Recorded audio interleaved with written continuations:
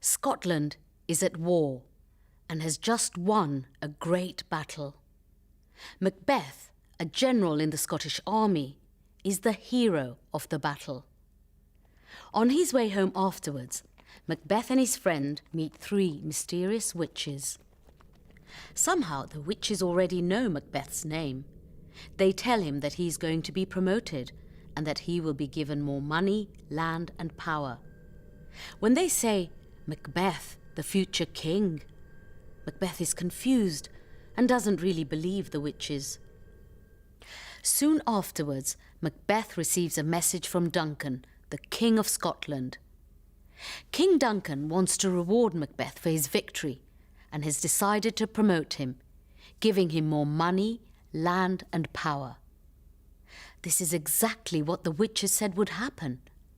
So Macbeth wonders if it is also true that he will become king one day. Macbeth's wife, Lady Macbeth, soon hears about her husband's success and the witches' predictions.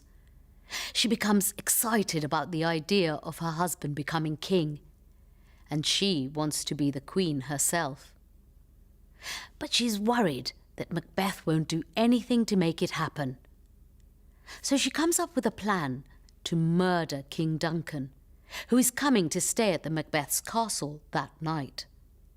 At first, Macbeth doesn't like the idea, but Lady Macbeth has a very powerful personality and is very cold-blooded.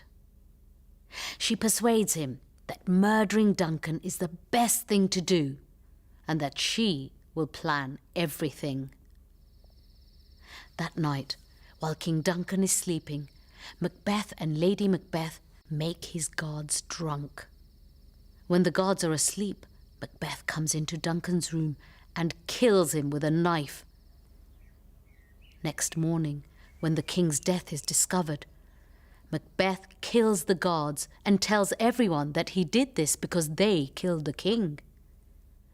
Duncan's son Malcolm is frightened that he might be killed too, and so he escapes to England to lie low and stay safe.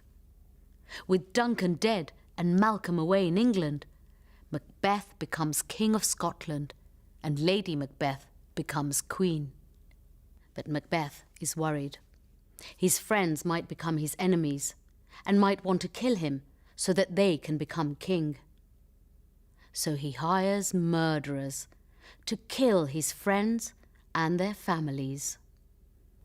But now Macbeth starts imagining that he can see the ghost of his murdered friend. At dinner that night, the ghost appears to Macbeth, but no one else can see it. Macbeth behaves very strangely in front of all his guests. Macbeth goes to see the witches again, who make more predictions. But they tell him that he will be safe until a nearby forest comes to his castle. Macbeth is relieved. After all, forests obviously cannot move. Lady Macbeth is tortured by the guilt of Duncan's murder. She has started sleepwalking and thinks she can see blood on her hands. She cannot get her hands clean. She finally goes mad and kills herself. In the meantime, King Duncan's son Malcolm has actually organised an army in England to invade Scotland and to punish Macbeth for killing his father. Macbeth's other enemies join with him, and the army march towards Scotland. Macbeth waits for the English army at his castle and is convinced the witches' predictions mean he's safe. But he's terrified when he hears the English army is using branches from the trees of the forest to protect themselves. He realises what this means. The forest really is coming to his castle. Macbeth is no longer safe and is killed in the battle.